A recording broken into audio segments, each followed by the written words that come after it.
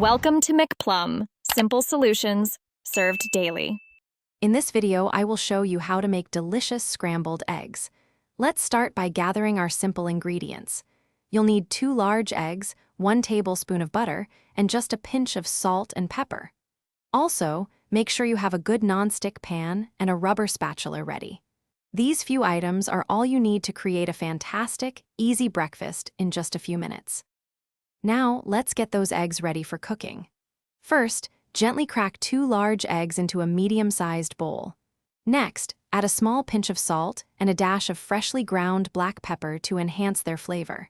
Then, grab a whisk and beat the eggs vigorously for about 30 seconds. You want them to be a light yellow color and slightly frothy, which helps create that wonderful fluffy texture. It's time to cook our eggs. Place your nonstick pan over medium-low heat and melt 1 tablespoon of butter until it's shimmering. Now, pour your whisked eggs into the warm pan. Let them sit for a few seconds, then gently push the cooked egg from the edges towards the center using your rubber spatula.